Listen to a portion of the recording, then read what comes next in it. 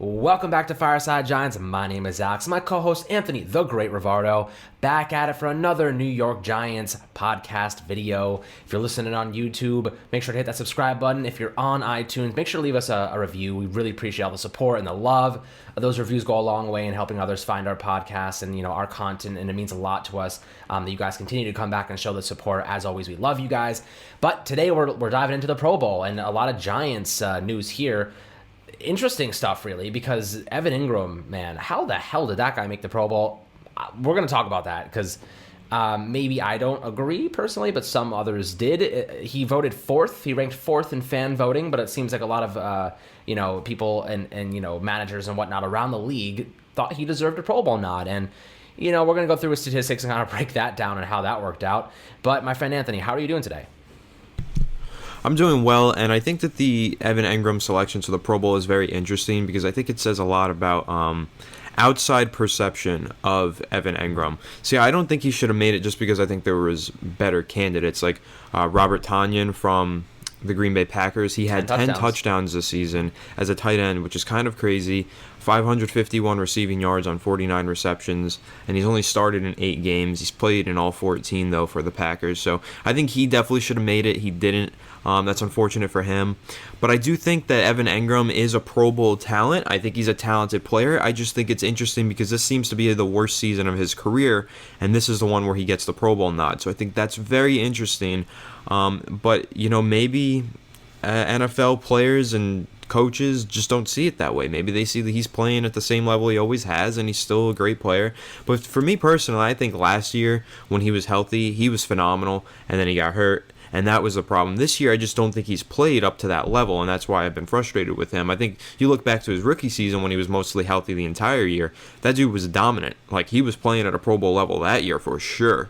But he hasn't been healthy since. Now he's finally healthy, and he's finally in the Pro Bowl, so good for him. I'm really happy for him. I'm happy for any Giants player that makes it to the Pro Bowl, whether or not I think that they should have made it. Congrats to Evan Engram. It's his first selection, and congrats to James Bradberry. It's his first selection as well, so I'm happy for both of those guys.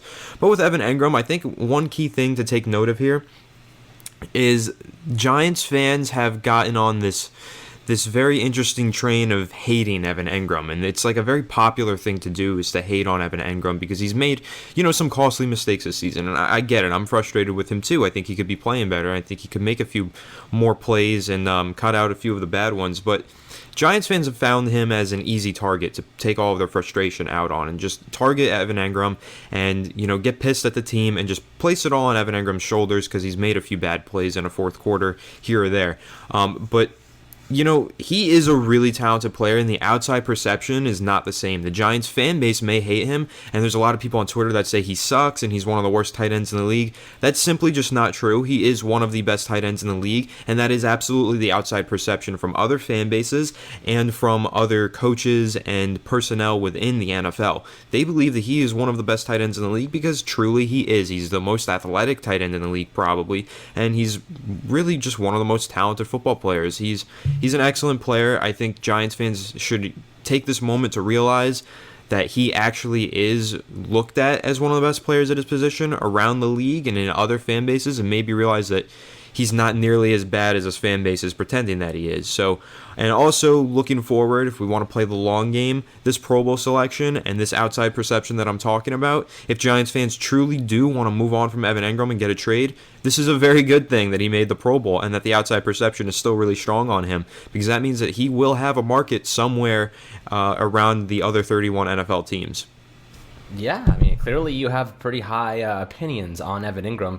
A lot of people he's a great player. He's just frustrating. He just hasn't lived up to the expectations is all. That's the thing. He's I'm frustrated with him, but he's talented. He's polarizing. That's the thing. Like, 1 minute he'll make a one-handed catch and you're like, what the hell was that? That was incredible. And the next second he'll fumble or, he'll drop a pass and he'll be intercepted. And that's just what you get with Evan Engram, though. You're trading in those minor and those costly plays for 5-6 big, plays, seam route, just long gains, 20 yards, 30 yards downfield. And that's kind of what you're doing. You're trading the good for the bad. But at the same time, I think he got a Pro Bowl nod not because of his playmaking ability as an offensive player, but also because of his blocking. His blocking has improved tenfold this year in the run game. It is true. obvious. Look, if you look at the run game this year compared to last year, we're talking about multiple games with over 150 yards. And most of the season has been 100-plus yards rushing every game. You have to give credit to Evan Ingram for that because, he deserves some of it as well. The Giants have 3 rookies on the offensive line. Evan Ingram has taken a big step forward in helping, improve his blocking. And that's thanks to Freddie Kitchens as well. So that's a huge, huge factor in that decision to, give him that Pro Bowl nod. And I am super happy for Evan Ingram, man. The guy works his ass off despite the drops and the bad negative attention. Think about all the injuries he's had to work through and come back from. It's it's a good story. So many factors against him, especially with the media and the New York media, will tear people apart. You see him when he drops a pass. When he drops a pass, he goes to the sidelines and he puts his head down, man. He hates making mistakes because he knows it hurts his team and it pisses us off. And the fact that he takes it so personally and he really wants to be a great player is all I want to see from a New York Giants athlete. He's a great guy, right?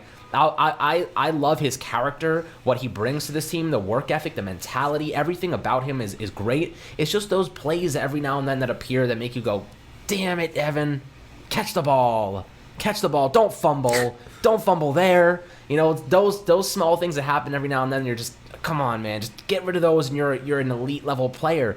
And I think he has the potential to be an elite level tight end, especially with the way his blocking's improved this year. Just this season, let's take a look at his stats really quickly. 95 targets, he's caught 54 balls for 572 yards and 1 touchdown. So he hasn't really had the touchdown factor this year, but I think that's majorly because of the play calling. He is still a very good player with the ability to get in the end zone. He's played more games this season with less touchdowns, and I'm going to blame that on Jason Garrett, man. He's not pushing him downfield. He's not getting him open in the red zone. We're not even barely getting to the red zone in the first place. So, I'm gonna put some stress on Jason Garrett for this one because it seems like he has not been able to find a way to maximize Evan Ingram. Because the first 6 to 7 weeks of the season, he was trying to force a square peg into a round hole. He was trying to make Evan Ingram Jason Witten. Never gonna work. And we saw Freddie Kitchens actually utilize Evan Ingram pretty well against Cleveland. They just had the ball the whole game. He's only had one game this year with over 100 yards, and that was against Cincinnati, 129 yards. So I think he's capable of much more. I think you put him on a team like the Chiefs, and we're seeing a player that is all pro level. That's who I think Evan Ingram is capable of being, an all pro level athlete. But to move on from Evan Ingram to hit on a couple more guys, obviously James Bradberry is the big name here that 100% deserved to get a Pro Bowl nod. He's been incredible this season, an absolute stud for the Giants in pass protection. He leads the NFL with 17 pass breakups. That's the most in his career. He has 3 interceptions, tied for a career high. Same as 2019, 47 tackles. Let's see what else he's gone with. He's not the best tackler, but that's because he goes for the turnover, right? He goes for the fumbles. He goes for trying to punch the ball out. And, that's when you do that, you're risking missing tackles. So he trades 1 for 1. Totally fine with me. He's only given up 3 touchdowns this year, a little bit more, but 2 of them came in week 1 against Pittsburgh. Since then, he's only allowed 1 score, which is freaking insane. So this is the first year he's also earned a Pro Bowl. Love James Bradberry. We saw what he meant to this team last week when he was out against Cleveland. The guy completely takes an entire side of the field away, or the number 1 wide receiver. Personally, man, if you don't have James Bradberry on this defense the entire year, we're looking at an entirely different Giants team right now. He has been an absolute stud, and I am so happy that he signed here in free agency. Yeah, absolutely. James Bradberry has been elite this season. He has been a shutdown cornerback for the Giants, and he 100% deserves his Pro Bowl nod, and I'm excited that he got it. You just think about all of the players that he's locked down this season. I really can't remember any performances where the Giants have just gotten torn to shreds by one single receiver, except DeAndre Hopkins against the Cardinals. But even then, I don't think many of those targets came against James Bradberry. I feel like they schemed him in out of the slot or wherever, and that's how he got open against zone coverage. It wasn't really against James Bradberry that Hopkins did the bulk of his damage. So, you look at it, and I do think that James Bradberry is a top 3 cornerback in the NFL this season. I don't think there's any question about that. I think, it's great that he made the Pro Bowl, but I do think he should be an All-Pro as well whenever the voting comes around for that, when the Pro Football Writers Association, whenever they do that voting, James Bradberry should certainly make the All-Pro team, in my opinion, as well. He's been that good for the Giants. An absolute home run signing by Joe Judge, Dave Gettleman, and the Giants front office. That was a perfect skill meets need, like talent meets need. We needed that player there, and he has absolutely transformed the defense. And like you said, look at what the defense was without him. It was, not very good. So he's very important to this team. He's very important to the future of this team, and I'm really happy that he was able to be selected for the Pro Bowl. Yep. The Giants, at least have some guys in the Pro Bowl. That's the main story here, right? The Giants have somebody in the Pro Bowl. Oh, my God. It's been a while since we've been able to, actually be proud of some of these players who have personally just been fantastic. And they've been great additions and more than just on the field, right? The off-the-field influence, the giving back to the community, the locker room culture. This team is on the up. I don't give a crap that we lost to Cleveland. I don't give a crap that we lost to Arizona. We're dealing with injuries from Darnay Holmes, Daniel Jones, Saquon's been out the whole year.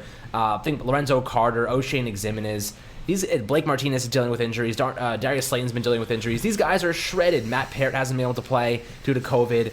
These guys are shredded, man. They are completely shredded to the bone. James Bradberry was out.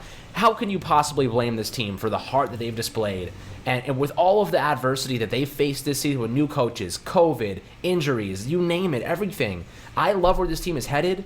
And, I've heard some low-key reports that they're okay with moving on from Dave Gettleman as long as Joe Judge thinks that is the way he wants to go with this team. I think they're giving him the decision, you're the future of this club. We believe in you 100%. What you've done with this team this year has been nothing short of unbelievable. So we are giving you the ability to say, I want Dave Gettleman. I think we're going to work well together. You'll be my head scout. You'll be the guy that helps me bring this team together in terms of the personnel. Or he could look to a guy that's different, outside the organization to really piece things together that fits his mindset. So there's a lot to break down during the offseason. We'll obviously take a look at all these different moves and decisions. But before we conclude the Pro Bowl section of this video, I want to talk about the snubs for one moment. Leonard Williams, Logan Ryan, Blake Martinez. I want to start with Blake Martinez because, man, this guy was that dude actually was snubbed, but at the same time, linebacker is a very, very heavy position. Obviously, some really good talent there across the NFL. But we're talking about a guy who has 128 tackles, 2 sacks, 1 interception, 2 forced fumbles, 5 passes defended, 5 quarterback hits, 8 tackles for a loss. The guy has been an absolute tank. So, you can make the argument that he should be in the Pro Bowl too, but, like I said, that position is stacked with talent. The guy has been a stud for the Giants. Another home run of a free agent signing. Yeah, it's just the problem is Fred Warner and Bobby Wagner were the ones who were selected, and those are two extreme talents in the NFC at the inside linebacker position. Fred Warner is probably the best pass coverage inside linebacker in the NFL, and then Bobby Wagner has been arguably the best linebacker in the NFL for the past 5 to 10 years. He's been great for a very long time. Probably not 10 years, but because NFC had Patrick Willis and Navarro Bowman on the same team. If you think about that for the 49ers, that was nuts. But that's getting off topic. And then also I want to point out the strong safety position, Jabril Peppers. I feel like he should have made it. He was going up against Budda Baker and Jamal Adams. I feel like he definitely should have made it over Jamal Adams. That's my personal opinion. I know Jamal Adams was an excellent player with the Jets, and he's a very popular player, so I get why he's in the Pro Bowl, but really, he hasn't been that good this year. He's had a lot of issues. He's struggled a lot since transitioning from the Jets to the Seahawks. But Jabril Peppers, on the other hand, he's entering his second season with the Giants, and he's having an absolute breakout performance year, and he's looked great, and I definitely think he should have gotten a Pro Bowl nod. Those are the two biggest snubs to me.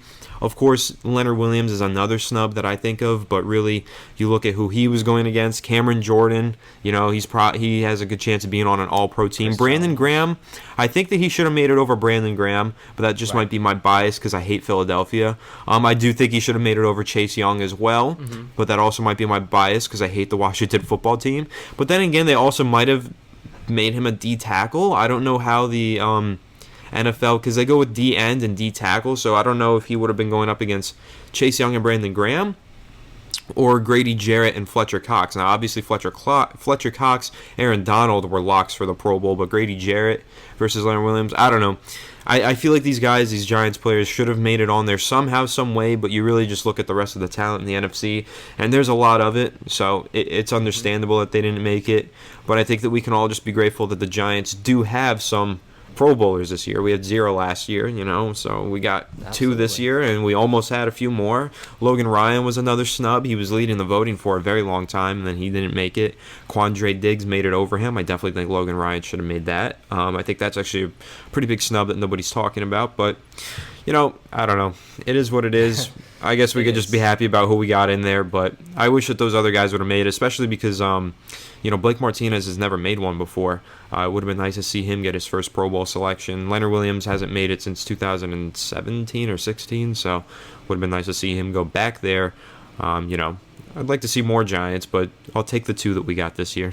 Yeah, absolutely. I'll take anything we can get as Giants fans right now. So Yeah. that's a little quick Pro Bowl hitter for you guys, talking about Evan Ingram, what we think these guys actually did to make the Pro Bowl or get snubbed. Did they deserve it, whatnot. Obviously, super happy the Giants, anyone from them, really got into the Pro Bowl. So as always, thank you guys so much for the support. We're actually going to be coming out with an Xavier McKinney breakdown tonight. So make sure you check that out. That'll be awesome because, he had his most snaps this week with 41. He didn't allow a single yard in coverage. We're going to be taking a look at him. Anthony's already pulled up some of the film, so that should be pretty exciting to see, what we're going to get from this guy, this second-round pick from 2020 in the future, because he is the future of this secondary, part of it at least. So really excited to check that out, and we'll catch you guys on the next one.